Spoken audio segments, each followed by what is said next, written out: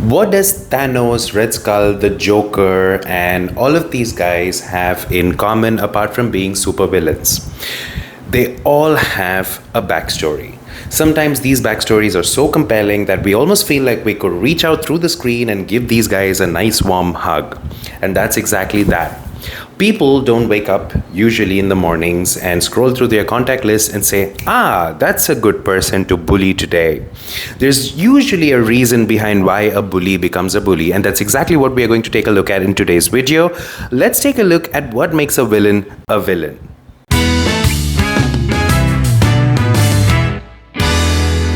So let's take a look at what makes a persecutor a persecutor.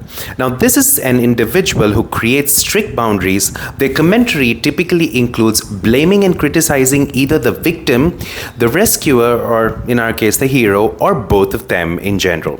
This person will rarely admit to being wrong, and situations are something for them to leverage to their benefit. They can definitely be bullies, and usually they do this to seek some kind of validation, and they often want to be the right one in the room. Other more clear traits of a persecutor can be that they are critical, they are judgmental, they can be argumentative, they cannot take no for an answer, they lash out, and they often blame the victim or the hero, stating it's all your fault. They can also make the victim feel helpless, and in some cases, making the victim feel helpless can make them feel happy and nice because they're achieving what they want. They are usually driven by anger or resentment. They use guilt to control the victim and sometimes even the hero.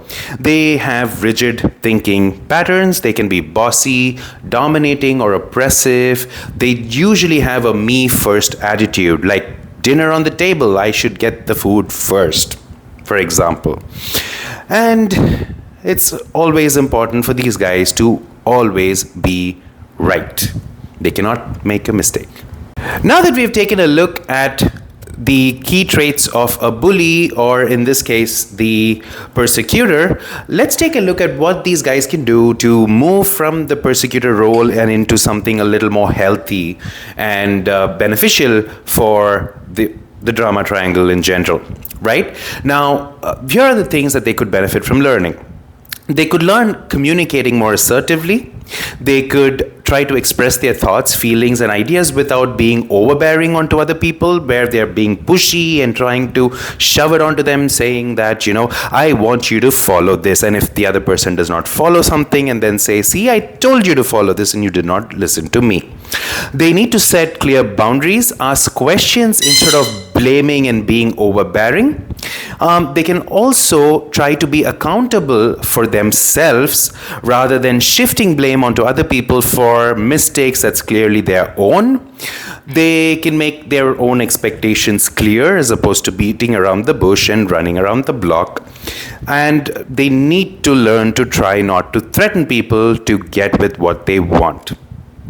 Another key thing that they could benefit from is to collaborate with individuals and consider the other people when they are in an interaction, rather than thinking only about themselves.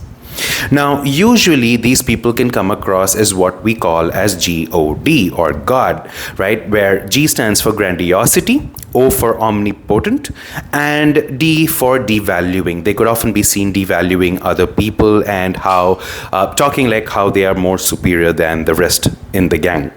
Usually bullies get away with bullying because with the people they hang out with, they tend to create an immense sense of what we call as fog, where fog stands for fear, obligation, and guilt. People who are around them are seeing the bullies going around bullying other people, so they are a little more scared, and often they turn into enablers or even flying monkeys just to be the yes man for the bully, just to get out of their nasty ways. The bullies can also create a sense of obligation amongst their monkeys, as we call it, the flying monkeys, where initially when these guys had met the bully, they would have done a lot of things for them. And then eventually, once they know that people are reaching out to them for help, they now throw their tantrum. So there is an intense sense of obligation. And finally, the bullies love to create a sense of guilt. Now, this again correlates with their statements such as, it is your fault. And then they also rationalize their behavior, saying, I behaved this way because I felt the need to, and I think I have a perfectly sound stage to stand on and guilt trip everybody else around me. And that's the villain for you all. Now, next week, we are going to circle back and complete the drama triangle using what's called the winner's triangle model. And that should hopefully help every single one of you out there who's watching these videos take a more logical step into dramas and conflicts and try to consciously pull yourself out of it. So I'll see you in the next one.